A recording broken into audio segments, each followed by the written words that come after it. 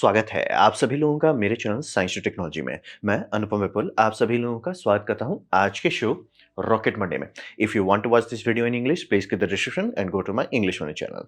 तो आज हम लोग बात करेंगे रियलिटी ऑफ स्पेस फंडिंग, यानी कि स्पेस में फंडिंग के पीछे अभी लोग थोड़ा एक्साइटेड हो गए हैं। तो उसे थोड़ा समझते हैं कि हो क्या रहा है। तो पहले समझिए स्पेस क्या है। तो स्पेस समझिए कि जैसे हम लोग कहते हैं एक्सपेंसिव एंडेवर, यानी कि ये करना महंगा है। मतलब ये बहुत ज़्यादा महंगा है। ये इतना ज़्यादा महंगा है कि weapons project, aircraft carrier project सस्ते लगने लगे। ये समझना बहुत ज़रूरी है और ये बहुत पैसा खाता है और कुछ नहीं देता रिटर्न में। जैसे कि आप एक एयरक्राफ्ट कैरियर मान लीजिए खरीदने का सोचते हैं, 500 मिलियन के लिए आप उसमें बिलिंग करते हैं, फिर वो 2 बिलियन का हो जाता है। एटलीस्ट 2 बिलियन के बाद आपके पास एक वर्किंग एयरक्राफ्ट कैरियर आता है। स्पेस में ऐसी गारंटी नहीं है। आप बहुत पैसा लगा सकते हैं और कुछ नहीं मिलेगा एंड में। तो मतलब कि जैसे आप सोच लीजिए बिलियंस में बात होता है, कितना बड़ा बात है। मतलब एयरक्राफ्ट कैरियर का दाम है, फेल्ड रॉकेट्स को उतने दिए गए हैं। और बाय द वे एसएलएस का तो 1-2 लॉन्च 3 बिलियन खा जाता है। तो समझना बहुत ज़रूरी है कि स्पेस एक अलग लेवल का महँगा है, हर मामले में।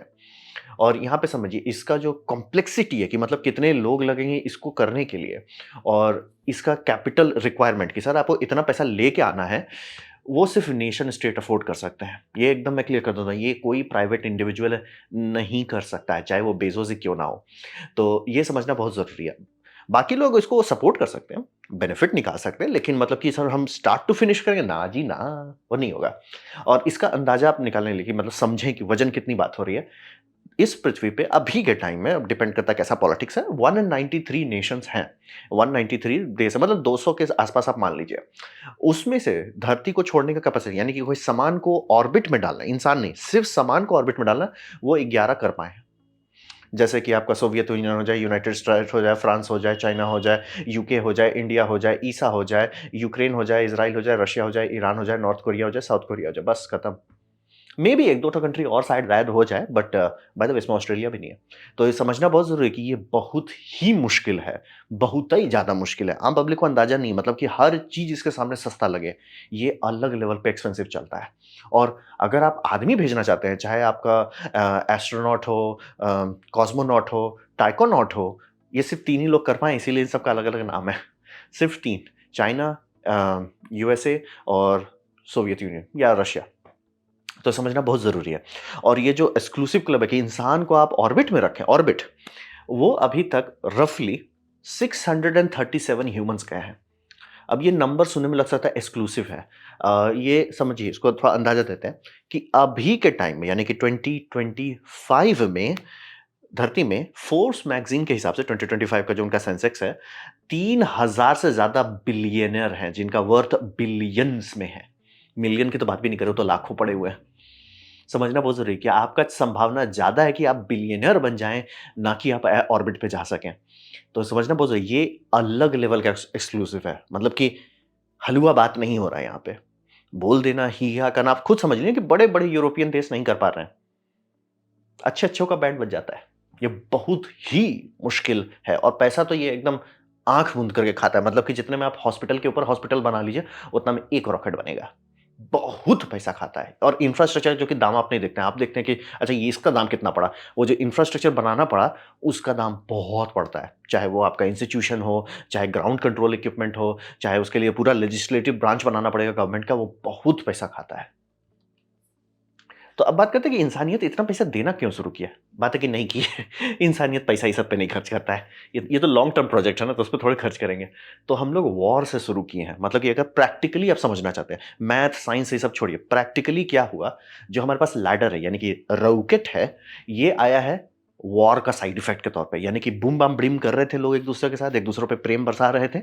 तो उसी में वी2 बना। वी2 क्यों बोलते हैं उसको? क्योंकि वो प्रोजेक्ट हाई का स्पेशल प्रोजेक्ट था, वंडर वेपन प्रोजेक्ट था। तो वंडर प्रोजेक्ट एक ठो बनाया गया था जो काम करता था, फिर दूसरा बनाया गया, ये वी2 था।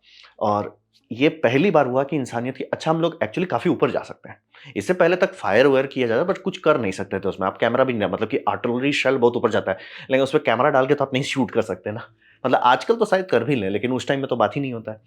तो रहा बात की 24 अक्टूबर 1946 में वी2 का वर्ज़न 13 कहना गलत है, नंबर 13 समझ लीजिए। वो पहली बार इंसानियत को एक कैमरा दिया और उसे मतलब कार्बन लाइन क्रॉस करा दिया। 100 किलोमीटर से ऊपर चला गया। और रहा बात कि ये पहली बार इंसानियत को फ़ोटो दिखाया कि सर धरती बाहर से कैसा दिखता है, ये फ़ोटो आया है। और इसके बाद 3-4 बार और मिशन भी किया गया कि एक्चुअली फ़ोटोग्राफ तो करो। तो वो समझना बहुत ज़रूरी है कि ये वॉर का साइड इफ़ेक्ट है। मतलब अगर वर्ल्ड वॉर 2 नहीं होता, चांसेस बहुत कम है कि इंसानियत इतना पगलाता, इतना महँगा चीज़ पे खर्च करता कि वो घूम के करते। और रहा बात रॉकेट हम लोग नहीं बनाना चाह रहे थे, आईसीबीएम बना रहे थे। ये सोवियत यूनियन को यही बुद्धि आया था कि जब उनका आईसीबीएम इतना पावरफुल है, तो किसी को आया कि भैया अपर स्टेज जो मतलब बूम है, उसको हटा के वहाँ स्पुतनिक डाल दो। वो काम कर गया। तो समझना बहुत ज़रूरी है।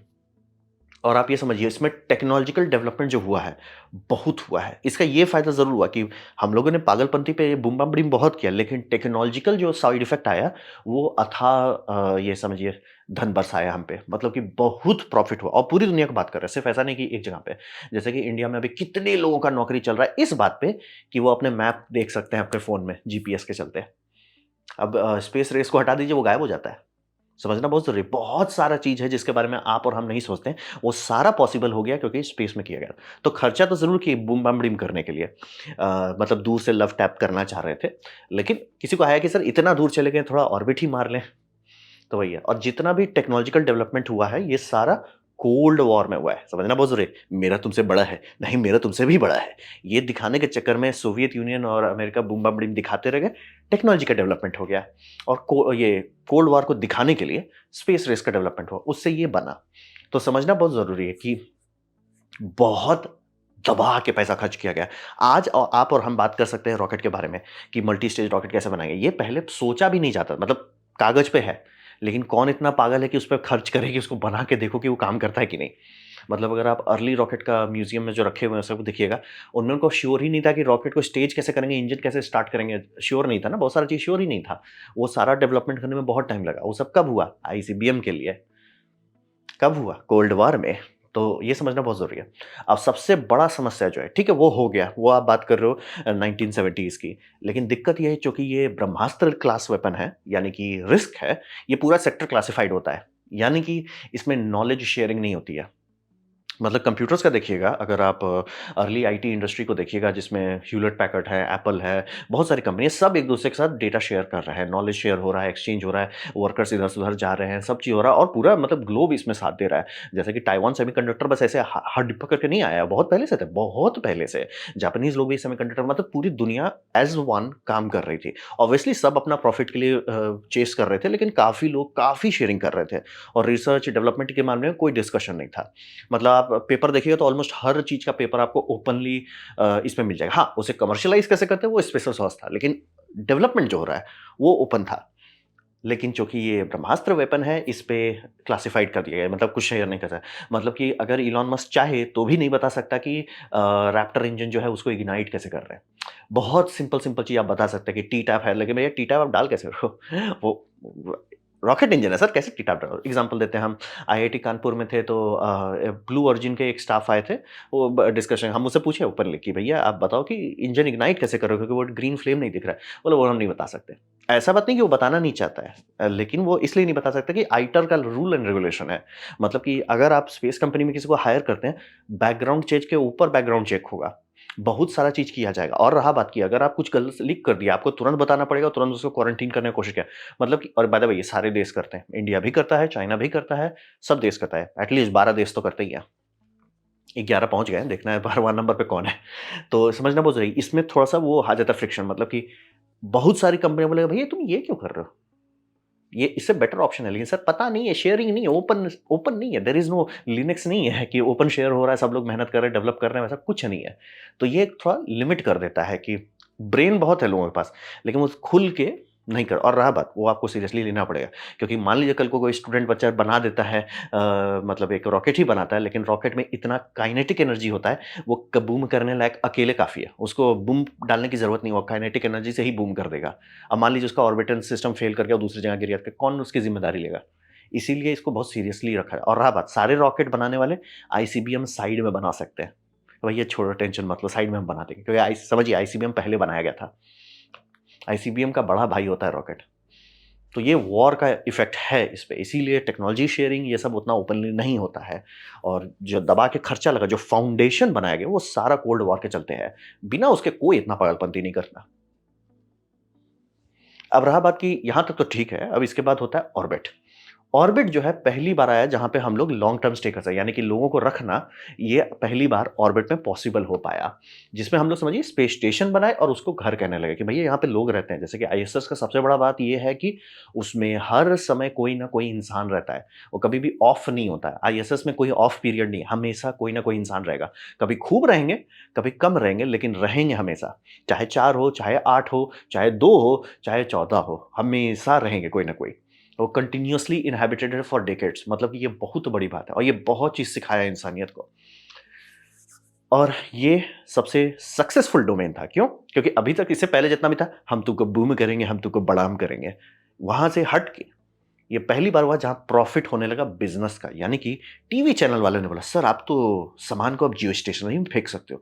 एक काम करो सर, टीवी वहाँ फेंको, टीवी के सैटेलाइट को फेंको, रिपीटर फेंको।" रिपीटर फेंके, धड़-धड़ा के डेवलपमेंट हो गया टीवी का, धड़-धड़ा के अब उसके चलते चैनल्स बनने लगे, चैनल बनने के बाद प्रॉफिट होने लगा। तो ये पहली बार ऑर्बिट को मोनेटाइज़ किया गया कि सर हम ऑर्बिट से कुछ निकाल सकते हैं।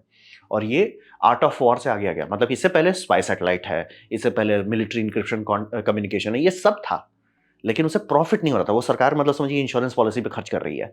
लेकिन जब प्रॉफिट निकालने लगे तो पब्लिक खुद से आ रही है कि सर आप हमारे लिए ये लॉन्च करो, ये करो, इससे हम ये सर्विस निकालेंगे, इसका ये फ़ायदा होगा। तो वही समझिए कि फ्री मार्केट इकोनॉमी शुरू हो गई, यानी कि सप्लाई डिमांड दोनों आ गया। और इसमें सरकार का काम सिर्फ फैसिलिटेटर था, मतलब कि लुब्रिकेशन का वो काम कर रहे थे कि ठीक है सर ये रूल रेगुलेशन है, अगर आप जियो स्टेशनरी में डालते हैं, चूँकि वो ऑर्बिट बहुत लिमिटेड है, तो आपको थोड़ा-सा ये रूल फॉलो का मतलब सिंपल काम करते थे। और इसमें 2 सबसे बड़ा कैटेगरी है जो पैसा छापता है। पहला है ऑब्जर्वेशन, दूसरा है टेलीकम्युनिकेशन। ऑब्जर्वेशन सैटेलाइट, यानी कि आज के टाइम में यूएस आर्मी अपने से स्पाई सैटेलाइट भी नहीं लॉन्च करता है। वो जितने सारे जैसे इंडिया का आप देखे होंगे कि एक बार एक कंपनी लॉन्च की थी 108, जिसमें से बहुत सारे छोटे-छोटे क्यूबसैट थे। ये सारा का डेटा ही यूएस स्पेस फ़ोर्स के पास जाता है। वो पहले चेक करते हैं, उसके 1 या 2 दिन डिपेंडिंग क्या है उसका प्रायोरिटी, उसके बाद उसको पब्लिक को दिया जाता है। उनको स्पाई करने के लिए अब खुद से स्पाई सैटेलाइट बनाने का भी ज़रूरत नहीं। हाँ, कुछ-कुछ केसेस में करते हैं, सर रेडार वाला अभी भी वो करते हैं। लेकिन ऑप्टिकल इतने सारे भरे पड़े हैं और हर समय ऑलमोस्ट 5-6 ठो घूमता ही रहता है किसी भी जगह पे, उनको टेंशन नहीं है। ऑब्जर्वेशन वो खरीदते हैं। अब रहा बात, वो तो हो गया मिलिट्री घूम फिर के इंश्योरेंस ही हो गया ना, वहाँ से गाड़ी खुली। अब दूसरा हो जाता है कि जितने भी ये इंश्योरेंस कंपनी वाले खूब खर्च करती है कि सर हुआ क्या था, कहाँ हो रहा है। दूसरा एग्रीकल्चर डिपार्टमेंट खूब खर्च करता है कि भैया अगर आपका बहुत बड़ा-बड़ा एरिया है, बहुत हेक्टेयर है, वो सब देखिए। फिर रिसोर्स माइनिंग वाले खूब खर्च करते हैं। मतलब प्राइवेटली उसका वैल्यू है, मतलब अगर मिलिट्री खरीदे, ना ही खरीदे, फ़र्क नहीं पड़ता है, वो प्रॉफ़िट बनाएँगे। तो वही ऑब्ज़र्वेशन खूब पैसा देता है, खूब पैसा। मतलब कि आप कहिए कि हम आपको पूरा बता देंगे जंगल का हालत कैसा है। जितने भी लकड़ी वाले फार्म हैं, वो सीधे बोलेंगे चुपचाप से पैसा लो हमको दो। फ्लडिंग हुआ, बाढ़ लगा, वाइल्ड फायर हुआ, क्या नुकसान है? सबसे बेटर कहाँ से दिखेगा? स्पेस से दिखेगा। स्पेस का अगर आपको तुरंत कोई दिया, सर ये वाइल्ड फायर है, ये इतना एरिया डैमेज हो चुका है। वो इंस्टेंटेनियस डॉक्यूमेंटेशन का कीमत बहुत प्राइसलेस होता है। ऑब्जर्वेशन। दूसरा टेलीकम्युनिकेशन, मतलब कि स्पेसएक्स के पास कहाँ से इतना पैसा आ रहा है कि वो, जैसे अगर नासा 50% देता है आर्टेमिस बजट के लिए, तो वो बचा हुआ 50% का कहाँ से आ रहा है? और अगर कोई प्राइवेट कंपनी या वेंचर कैपिटलिस्ट फंड डाल रहे हैं, वो क्यों डाल रहे हैं? टेलीकम्युनिकेशन, यानी कि स्पेसएक्स का पैसा छापने वाला स्टेज वो ये है, स्टारलिंक। स्टारलिंक पैसा छाप के दे रहा है। वो स्पेसएक्स का जो रॉकेट लॉन्च है वो साइड बिज़नेस है। मेन जो बिज़नेस है वो है टेलीकम्युनिकेशन, यानी कि स्टारलिंक का। तो वही समझिए, और ये टेलीकम्युनिकेशन में इतना पैसा छापता है कि पूरी दुनिया सँभाल सकता है। जैसे कि अभी ये कंपनी ट्राई कर रही है कि हम ये सेल टू ऑर्बिट ही कर देंगे डायरेक्ट, मतलब आपका फ़ोन जो है, नॉर्मल 5G मॉडर्न फ़ोन जो है, वो आराम से सैटेलाइट से सीधे बात कर सके और एक-एक सैटेलाइट बहुत बड़े एरिया को कवर कर सके। हाँ, चूँकि ये जियो स्टेशनरी में नहीं है तो मतलब पूरा प्लैनेट नहीं कवर करेगा। इसको एटलीस्ट 100-150 पीस चाहिए, तब जाके वो 24/7 कंटिन्यूअस दे पाएगा।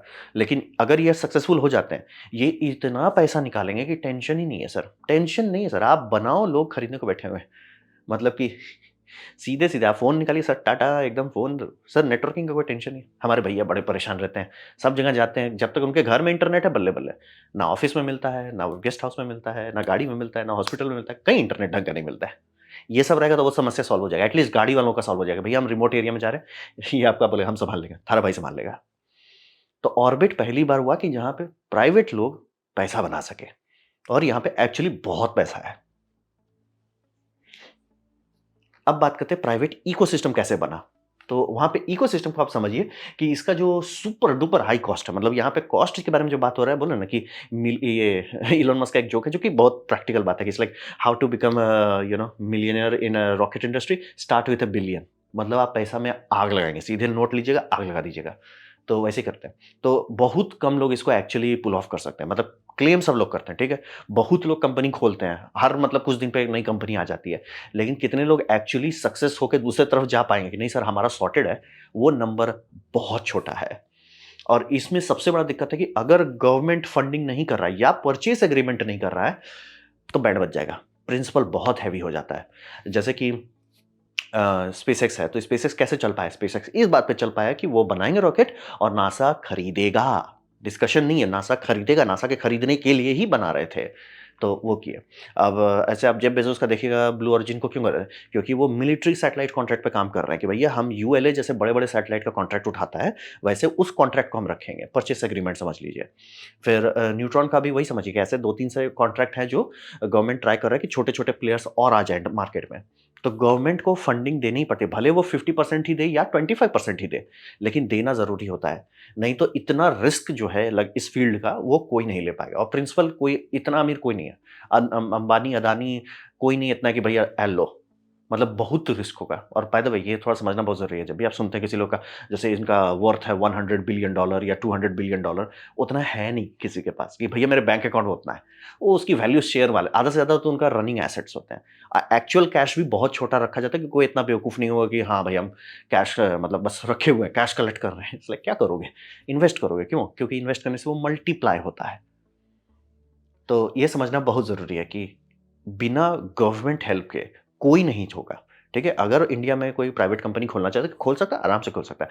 कहाँ तक जा पाएगा? जब तक गवर्नमेंट नहीं करती कि ठीक है, हम आपका परचेस एग्रीमेंट करेंगे, हम आपका ये करेंगे, वो करेंगे, सपोर्ट तो देना ही पड़ेगा, क्योंकि बोल रहे हैं बिना मिसाइल आप बना रहे हो बेसिकली, लंबा वाला। तो बिना गवर्नमेंट सपोर्ट के नहीं काम चलेगा। और अगर गवर्नमेंट मान लीजिए आपको इतना पैसा कि गवर्नमेंट का सपोर्ट का भी ज़रूरत नहीं है, लेकिन अगर गवर्नमेंट लेजिस्लेशन में आपको फँसा के रखी हुई है, आप लटक जाएँगे। तो ये समझना बहुत ज़रूरी है। और एक दूसरा बात आता है फिज़िक्स से।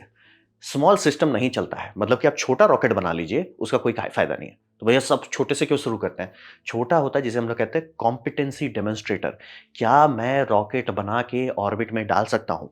वो काम था फाल्कन 1 का। फाल्कन 1 का ये काम नहीं था कि बनाओ रॉकेट और उससे प्रॉफ़िट निकालो। वो तुरंत बना के छोड़ क्यों दिए? क्योंकि फाल्कन 1 का सिर्फ़ एक काम था कि नासा को प्रूफ़ करो और आर्मी को प्रूफ़ करो कि स्पेसएक्स नाम का एक बंदा है, वो बंदा रॉकेट बनाएगा, वो रॉकेट पे आप सामान रखेंगे, वो ऑर्बिट पे जाएगा, ऑर्बिट पे डिलीवर हो जाएगा। कॉम्पिटेंसी डेमोंस्ट्रेटर, यानी कि मैं काबिल हूँ। अ, ये जेफ बेज़ोस क्यों दिखा रहा था कि मतलब भैया एक सब ऑर्बिटल रॉकेट बनाएँ, उससे ये मतलब टूरिज़्म का प्रॉफ़िट बहुत कम है वो। लेकिन ये तो साबित कर सकते हैं कि सर हम रॉकेट इंजन बना सकते हैं। हम रॉकेट इंजन को डीप थ्रॉटल कर सकते हैं। क्योंकि इसीलिए समझिए ये सेकंड शॉट में लैंड करा दिया रॉकेट, क्यों? उनका पूरा चीज़ सॉर्टेड था। इतनी बार जो उसकी लैंडिंग कराए हैं आपका न्यू ग्लेन का, सॉरी, न्यू शेपर्ड का, उसी से तो सीखे ना कि न्यू ग्लेन कैसे करते हैं। तो हर कोई छोटा रॉकेट एज़ ए डेमोंस्ट्रेटर बनाता है कि सर हम काबिल हैं, हम मतलब ये पूरा आपको जो चाहिए करने के लिए पेपर वर्क हो, एफएए सर्टिफिकेशन हो, जो-जो पूरा फचांग है वो हम करके साबित करते हैं। उसके बाद फंडिंग वाले भी खुश हो जाते हैं कि ठीक है भाई, अब अगर इसने छोटा बना लिया है और साबित कर दिया कि ये काम कर रहा है, तो पैसा देना आसान हो जाता है। सेम अगर आप इसका देखिएगा कि पीटर बेक का रॉकेट लैब का है, तो रॉकेट लैब क्यों छोटा रॉकेट बनाया? क्योंकि वही बना सकते थे, वही अफ़ोर्ड कर सकते थे। लेकिन अब क्या कर रहे हैं? सबसे पहले न्यूट्रॉन बनाओ। यहाँ से गाड़ी खुल गया, सॉर्ट कर दिया कि क्या ये कंपनी रॉकेट बना सकती है? चेक। क्या ये रॉकेट को सस्टेन कर सकती है? बनाना, सेल करना, वो होना, हो गया। अब सबसे पहला काम क्या कर रहा है? बड़ा रॉकेट बनाओ। स्पेसएक्स का क्या काम किया? फाल्कन 1 से सीधे फाल्कन 9 कूद गए। फाल्कन 5 भी था बीच में, छोड़ दिए।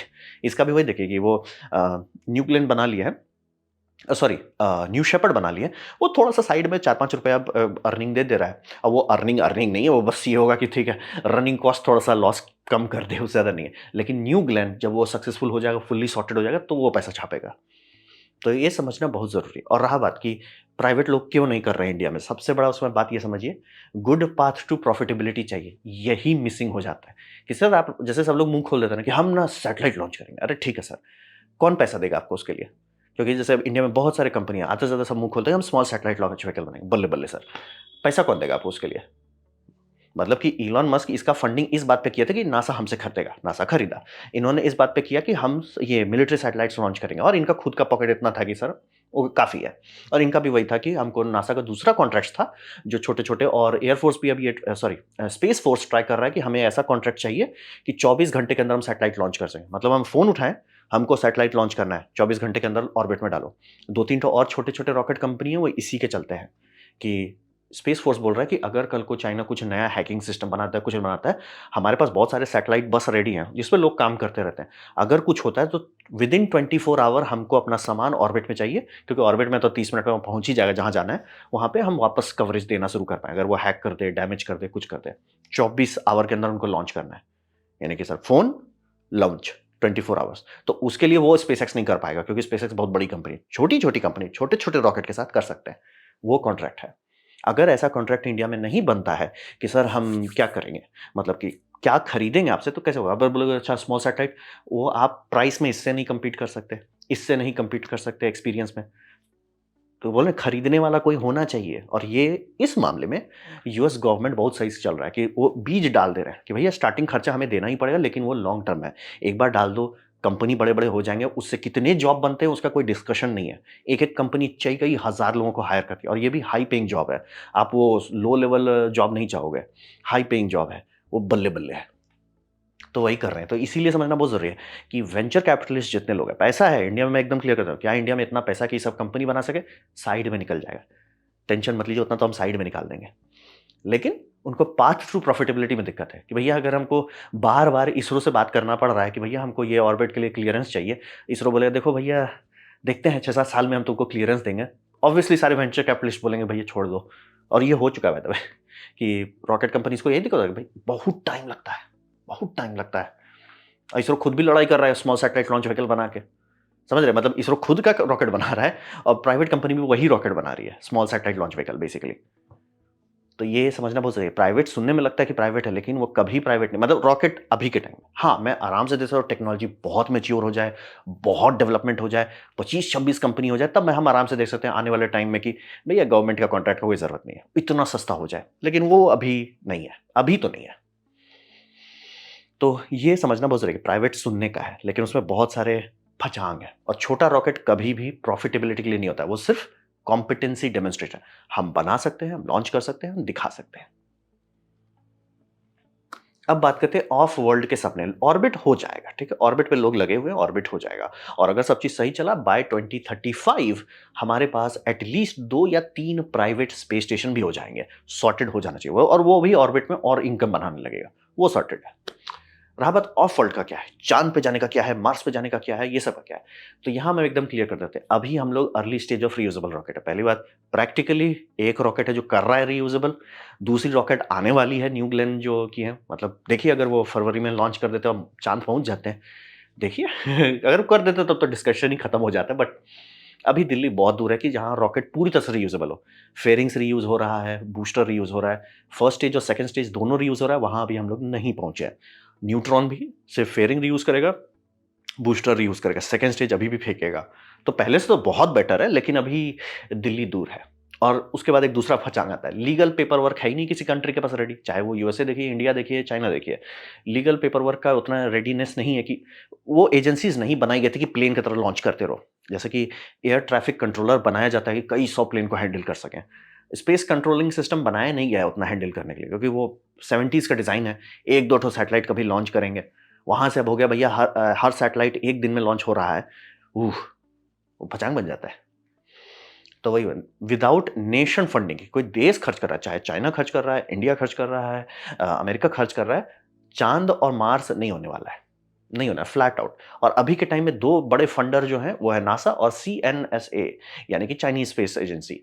और कोई नहीं है जिसके पास इतना पैसा है और लॉन्ग टर्म कॉन्ट्रैक्ट दे रहे हैं कि ठीक है सर आप ये टेक्नोलॉजी डेवलप करो, धीरे-धीरे जब आप बना लोगे तो हम खरीद लेंगे। तो वही है। और एक जो कॉमन वीड सब लोग फूँक लिए हैं कि हम माइनिंग करेंगे स्पेस में, उसका कोई कीमत नहीं है। एकदम हम क्लियर करते हैं, ऐसा कोई भी माइन नहीं है, कुछ भी नहीं है स्पेस में जिसको आप लीजिएगा, माइन कीजिएगा और धरती में लाइएगा, उसको कोई कीमत है। क्यों? क्योंकि जितना चीज़ वहाँ है वो अर्थ में भी है। अब बोलोगे ये है रेयर अर्थ मिनरल्स है। सर वो रेयर अर्थ मिनरल जाने का रॉकेट लॉन्च का कीमत वर्सेस जो अब हम नए माइन्स बनाने का कीमत, नए माइन्स बन जाएँगे और ज़्यादा टन देंगे। डिस्कशन ही नहीं है ही नहीं। वो सुनने में बहुत अच्छा लगता है और उसका यूज़ है भविष्य में, लेकिन वो अर्थ के लिए नहीं है। मतलब कि भविष्य में जब हम लोग लूनर माइनिंग करेंगे, मार्शियन माइनिंग करेंगे, वो वहीं के लिए करेंगे कि मतलब धरती से ट्रांसपोर्ट करने की जगह पे धरती से मशीन ट्रांसपोर्ट करो, फिर वहाँ पे माइनिंग करने लगो, वो होगा। ये नहीं होगा कभी कि वहाँ से हम ले आए। जैसे कि काफ़ी लोग कहते हैं ना कि ये एस्टेरॉयड का वैल्यू है 45 trillion, it's like zero value है उसका। क्योंकि अगर आप मान भी लीजिए मैजिकली लाएँगे, आप सप्लाई डिमांड एंड बैलेंस कर दीजिएगा, ओवर सप्लाई हो जाएगा, ओवर सप्लाई होगा, प्राइस क्रैश कर जाएगा, प्राइस क्रैश कर जाएगा, घूम फिर के आप वहीं पहुँच गए। तो ये समझना बहुत ज़रूरी है। और अभी उतने इंटरेस्टेड लोग नहीं है कि आप बोलते हो ना कि बिलियनर्स इतने सारे, जैसे 3000 बिलियनर है। 3000 बिलियनर है तो इसका ये मतलब नहीं कि 3000 बिलियनर है कि 1 बिलियन का टिकट खरीद सकें। वो खरीद सब सकते हैं, लेकिन कोई करेगा नहीं। क्यों? कि भैया हम 1 billion dollar space Joy ride में डालें या उस पैसे को और पैसा बनाएँ। अब आप बताइए। इसीलिए समझना बहुत ज़रूरी है कि कहने को बहुत लोग हैं अमीर जो आराम से अफ़ोर्ड कर सकते हैं, लेकिन करेंगे नहीं, क्योंकि भैया उतना पैसा हम ये लगाएँ या तो उतने में तो हम एयरपोर्ट खरीद लेंगे। तो ये समझना बहुत ज़रूरी है कि उतना इंटरेस्ट स्पेस के लिए नहीं है, इसीलिए दाम बहुत घटाना पड़ेगा, तब जाके ऑर्बिट सॉर्ट होगा। और ऑर्बिट के बाद मून का तो अभी डिस्कशन ही नहीं करना है। ना तो टेक्नोलॉजी रेडी है, ना तो उतना पैसा देने के लिए कोई बैठा हुआ है। तो ऑफ वर्ल्ड के सपने अभी आप थोड़ा छोड़ दीजिए। वो अभी के टाइम में नासा होगा, चाइनीज़ एजेंसी करेगी, मेबी रशिया और चाइनीज़ एजेंसी साथ में करें, या इंडिया भी छोटे-छोटे मिशन तो कर ही सकता है। लेकिन ये सपना जो देख ले रहे हैं, वो सपना ही है, अभी नहीं होने वाला। उतना फंडिंग है ही नहीं। तो ये था मेरा प्रेज़ेंटेशन, फंडिंग हो कैसे रही है स्पेस इंडस्ट्री में। उम्मीद करता हूँ आपको अच्छा लगा, कुछ सीखने में, कुछ समझ में आया हो। अगर ऐसा है, लाइक कर दें, दोस्तों या शेयर कर दें, उससे मेरा काफ़ी भला होगा। नहीं अच्छा लगा, नहीं पसंद आया, कोई बात नहीं, आप डिसलाइक दबा सकते हैं। मैं कहूँगा डिसलाइक 2 बार दबाएँ, उससे मुझे पता चले कितना नापसंद हुआ है। मैं आपसे कहूँगा कमेंट लिखें, मैं हर कमेंट को पढ़ने की कोशिश करता हूँ। आपसे कहूँगा सब्सक्राइब कीजिए, बेल दबाइए अगर आप फ्री हैं तो। आपने वीडियो देखा, जान के मुझे बहुत खुशी हुई। धन्यवाद।